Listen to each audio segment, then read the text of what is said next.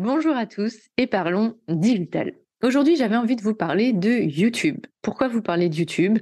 Parce qu'en fait, j'ai une conversation avec Sylvie qui m'amène à vous donner des tips sur comment réaliser une vidéo YouTube qui aura de l'impact. Premièrement, YouTube, pour vous donner quelques chiffres, c'est quand même le premier moteur de recherche de vidéos dans le monde. C'est le réseau social le plus utilisé en France. Il serait vraiment dommage, quitte à y aller, de ne pas le faire correctement.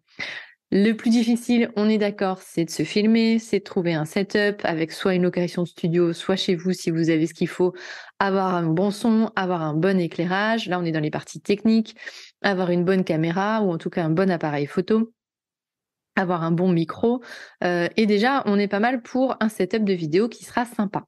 Évidemment, il faut gérer le contenu, le fond va être essentiel, il faut que vous répondiez à des problématiques, il faut que vous ayez analysé un petit peu ce que vous allez dire, il faut que vous ayez un scénario, en tout cas une idée claire de ce que vous allez raconter, de comment vous allez raconter. Et après, encore dans une autre partie technique, nous avons la partie montage, qui n'est pas à minimiser, puisqu'elle est quand même assez importante. Si vous voulez rajouter des effets, si vous voulez rajouter des transitions qui soient un petit peu plus travaillées, et j'ai envie de dire, si vous voulez rajouter des sous-titres, même si YouTube vous propose aujourd'hui gratuitement de pouvoir insérer des sous-titres, mais c'est vraiment quelque chose qu'il faut faire puisqu'il y a quand même énormément de contenus qui sont consommés sans le son, et donc avoir des sous-titres, c'est avoir une possibilité supplémentaire d'avoir sa vidéo de visionner. Donc c'est vraiment important d'avoir ça en tête. Mais une fois que vous avez tout ça, ce serait dommage de vous arrêter là et de vous dire je poste ma vidéo et point barre. Il y a quand même des petits tips pour comment faire que votre vidéo ressorte. Déjà, vous allez définir un titre qui va avoir vos mots-clés à l'intérieur. Si par exemple vous faites une vidéo sur le marketing digital, sur un domaine particulier, imaginons que ce soit vraiment spécifique sur le SEO, eh bien évidemment, dans le titre, je vais avoir le mot SEO. Ensuite, votre titre, il faut qu'il soit accrocheur. C'est le même travail que pour les accroches de vos posts sur LinkedIn. Il faut que le titre donne envie d'aller voir la vidéo. Vous avez une contrainte supplémentaire, c'est le visuel. Il faut que le visuel, donc la petite miniature de votre vidéo, il faut absolument le travailler. Ne vous arrêtez pas sur un arrêt sur image de votre vidéo, travaillez-le en plus. Il faut que cette petite vignette, quand on arrive sur les vidéos, elle donne envie aussi de cliquer sur votre vidéo et de savoir ce qu'il y a derrière.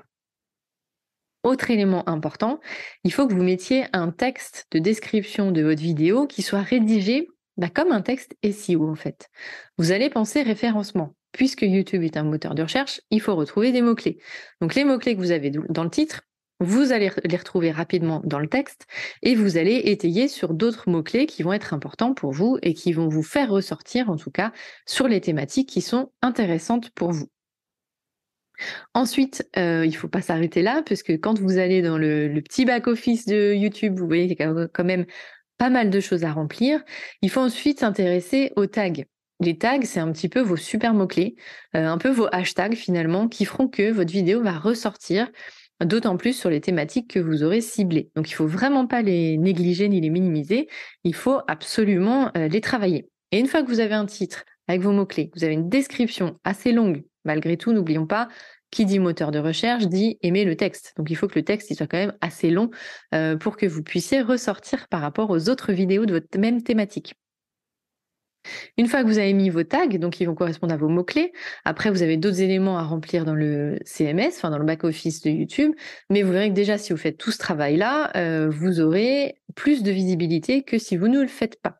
Let's talk digital. Et c'est parti pour une petite anecdote, puisque j'ai travaillé pour une marque automobile pendant des années et nous avions fait cette erreur. Nous avions posté énormément de vidéos sur YouTube et on s'est aperçu qu'on n'avait pas beaucoup de vues.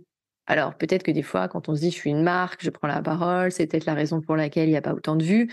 Eh bien en fait, nous n'avions absolument pas travaillé notre VSEO, donc le vidéo SEO, pour justement mettre en place tout ce référencement des vidéos.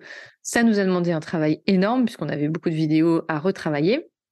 Et d'ailleurs, c'est ça aussi qu'il faut noter, c'est que même si vous avez posté une vidéo, que vous n'avez pas forcément fait ce travail, mais vous pouvez le faire a posteriori, et vous aurez des résultats quand même pour votre vidéo. Donc il ne faut pas se dire « Ah mince, je ne l'ai pas fait, c'est trop tard ». Pas du tout.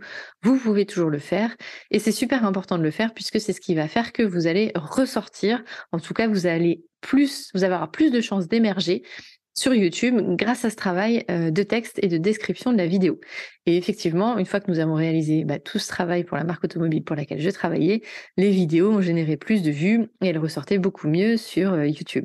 Donc vraiment, ne minimisez pas cet aspect-là. C'est un peu la dernière ligne droite. Une fois qu'on a fait le tournage, le setup, le montage, on est un peu fatigué, ne minimisez pas cet aspect-là parce qu'en fait, c'est hyper important et ça va vraiment contribuer à la visibilité de votre vidéo.